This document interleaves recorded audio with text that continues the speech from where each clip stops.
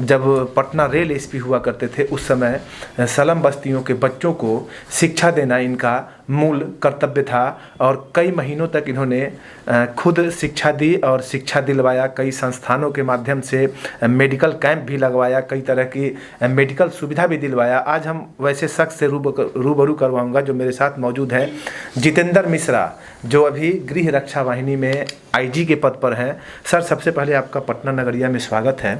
Sir, क्या कुछ अपने कर्तव्य के साथ आपने बहुत कुछ किया है समाज के साथ और अब आपका रिटायरमेंट है, फिर क्या कुछ करेंगे? स्वाभाविक है, हम लोगों ने नौकरी ज्वाइन किया था और जब जिस दिन ज्वाइन करते हैं उसी समय निश्चित हो जाती है कि कब हम लोग सेवानिवृत्त होंगे। और इस माह के अंतिम दिन में सेवानिवृत्त हो रहा हूँ। पहले भी हम जहाँ कहीं भी काम किए हैं पदस्थापन के क्रम में हम लोगों ने सोशल वर्क भी किया है और एसपी पटना थे तो उस समय भी हमने किया था।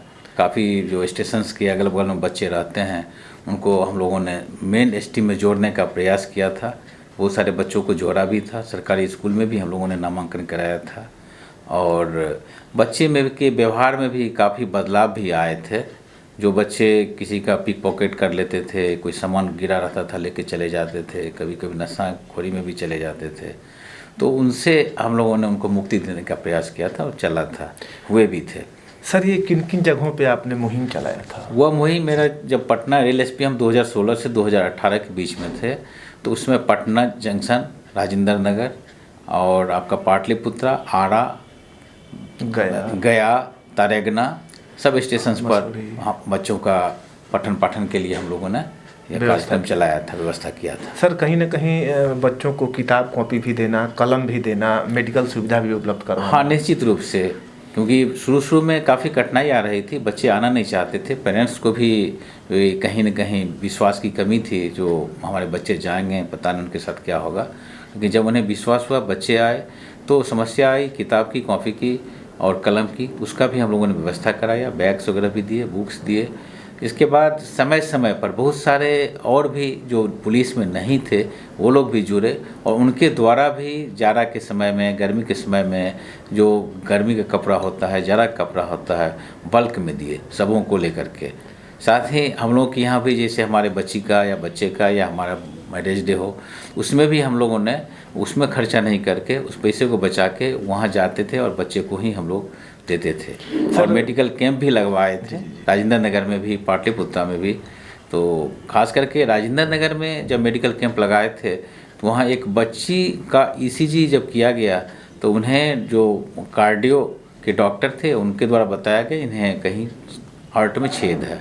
तो उसका हम लोगों ने उनसे संपर्क करके IGI से उनका इलाज भी कराया। इलाज ही नहीं कराया बल्कि उसका ऑपरेशन करके उसे ठीक भी किया गया, जो आज की डेट में भी बच्ची ठीक है। उसकी पेरेंट्स काफ़ी गरीब थे, जो आपको घूम घूम के जो आपका नाई जात के थे और घूम के अपना कुछ व्यवसाय करते थे, बहुत कम कमा पाते थे, लेकिन उनका हम लोगों ने ठीक कर दिया। हम लोग 92 में ज्वाइन किए थे एज ए DSP। बाद में फिर समयानुसार प्रमोशन होते होते फिर हम लोगों ने SP बना।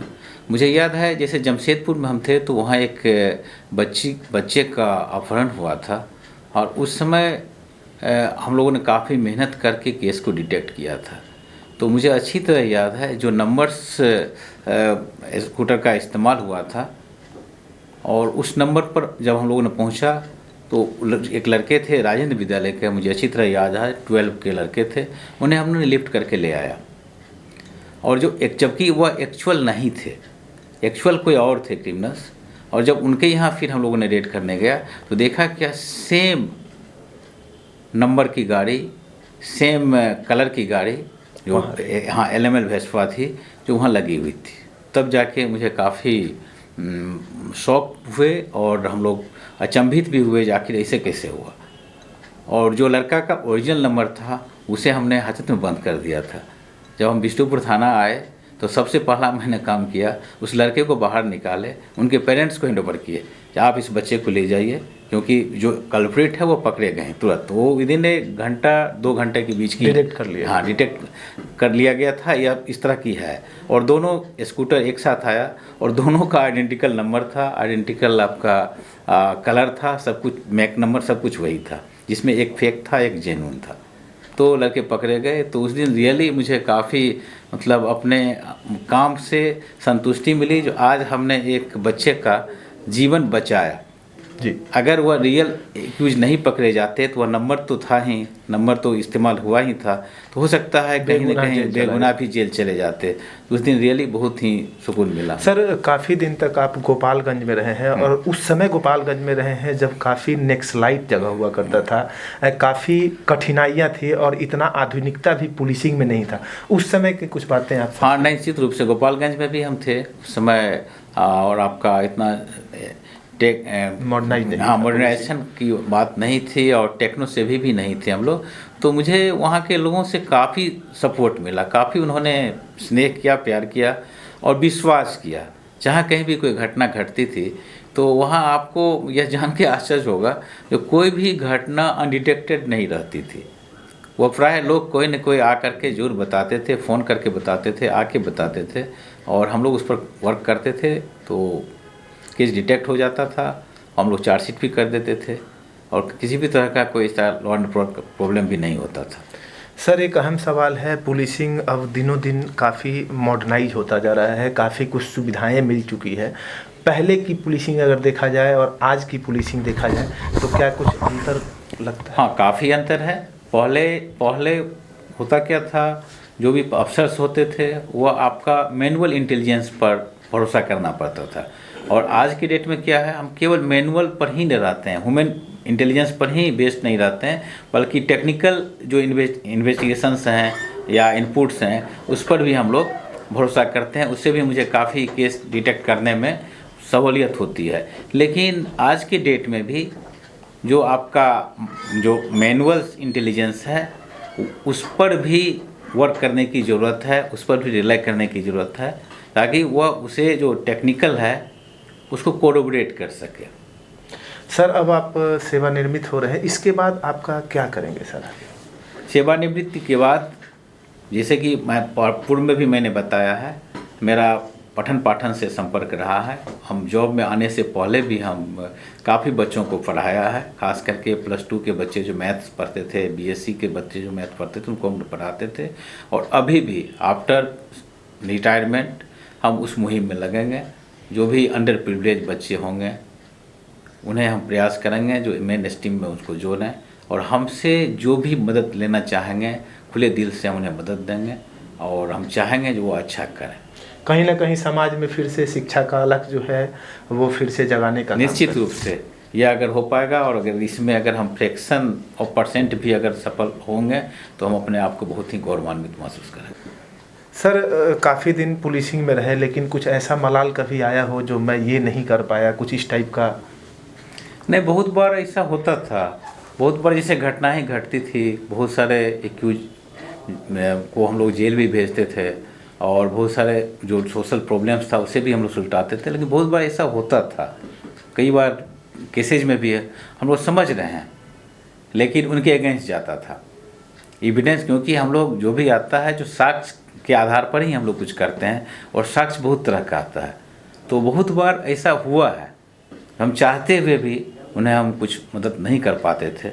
और ये मलाल कहीं ना कहीं हाँ, निश्चित रूप से रहता है। लेकिन उसमें सच्चाई यह रहती है जो जिस तरह का सिचुएशंस रहता है उसमें आपको काम करना पड़ता है। कई बार यह भी मलाल रहा, जैसे मैं बता दूं 2008 में हम फॉरबिसगंज में थे और उस समय फ्लड आ गया था, कोसी ने कोर्स अपना बदल लिया था। तो हम और एसडीएम थे, अनिल कुमार जी हमारे एसडीएम थे, हम उनका एसडीपीओ थे, दोनों हम लोग जाते थे वहाँ। हम लोग देखते थे जो सिचुएशंस रहता था, जो हम लोग बहुत मदद करना चाहते थे लोगों को रिहेबिलिटेट करने के लिए, कहीं उन्हें शेल्टर देने के लिए, तो बहुत बार नहीं कर पाते थे क्योंकि उस समय की जो स्थिति थी जो बहुत भयावह स्थिति थी, और गांव के गांव लोग माइग्रेट किए थे, जगह जगह जा कर के हमें उन्हें शेल्टर देना पड़ता था। और कई जगह सरकारी कैंप लगे हुए थे जो जहाँ 3, 4, 5 महीना तक लगातार चलते रहा कैंप। तो उसमें जो सुविधाएँ थी सरकार के द्वारा काफ़ी उपलब्ध कराई जाती थी, लेकिन फिर भी बहुत सारे लोगों को उतना सुविधा नहीं दे पाते थे जो उन्हें आवश्यकता थी। कहीं ना कहीं उसका मलाल रहता था, लेकिन हम लोग बहुत प्रयास किए थे। उसी में हम एक छोटा सा बताना चाहेंगे, जो नेपाल बॉर्डर पर जो काफ़ी वहाँ नेपाल के भी लोग थे अपने भारत के भी लोग थे और वहाँ रह रहे थे। उस गांव के लोग 10 दिनों तक उन लोगों को खाना खिलाया, 200 से 300 लोगों को। इसके बाद जब हम लोगों को जानकारी मिली तो हम लोगों ने वहाँ एक स्कूल था, वहीं पर फिर आपका राहत कैंप हम लोगों ने चलाया, खाना पीने का व्यवस्था कराया। तो बाद में सूचना मिलने लगा जो वहाँ के जो गांव के लोग हैं वो भी खाना खा रहे हैं। अच्छा। कुछ लोगों का शिकायत था, देखिए वो कैसे खा रहे हैं गांव के हैं। तो हम लोग को उनको यही बताया, जब 10 दिनों तक उन लोगों ने खाना खिलाया, वह भी भले ही उनके गांव में पानी नहीं गया है फ्लड का, लेकिन है तो वो भी फ्लडेड, चारों एरिया क्षेत्र में है। तो अगर वो खा रहे हैं तो क्या आपत्ति है आपको? कहीं ना कहीं समाज को हर जगह समझाने के लिए। हाँ, निश्चित रूप से उसकी आवश्यकता पड़ती थी उस समय। लेकिन बहुत जगह हम लोग जाते थे जहाँ देखते थे वो लोग खाने के लिए तरस रहे हैं, लेकिन हम लोग उतना नहीं कर पाते थे। कई हमारे अफसर्स भी थे, पुलिस वाले भी थे, जो 4-5 दिन तक खाना नहीं खा पाए थे, दूसरे जिला के थे जी। तो उन्हें जब रेस्क्यू करके मुझे बताया गया एसएसबी के जवानों के द्वारा, जो अभी आपके अफसर फला जगह फंसे हैं उनको क्या करूं, मैंने कहा तुरंत उन्हें रेस्क्यू कीजिए, रेस्क्यू करके आप ले आइए। उनको जब लाया गया तो उनको जो देखे तो मतलब रियली इमोशनल हो गए, क्योंकि वो सब नादारी बनाए हुए थे, नहाए हुए थे, कई दिनों से भूखे थे।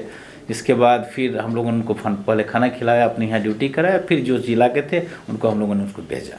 यह सिचुएशन आता था उस समय का। आप देख रहे थे मेरे साथ काफ़ी चर्चित आईपीएस जितेंद्र मिश्रा थे, जिन्होंने कई अपनी जो अनुभव हैं वो आप लोगों के साथ साझा किया। कैमरा पर्सन मनीष के साथ राजीव रंजन, पटना नगरिया। अगर आपने मेरे चैनल को लाइक नहीं किया है, सब्सक्राइब नहीं किया है, तो अवश्य लाइक और सब्सक्राइब कर दें, क्योंकि आपको हम इसी तरह मिलवाते रहेंगे लोगों से और अच्छी अच्छी बातों का जानकारी देते रहेंगे।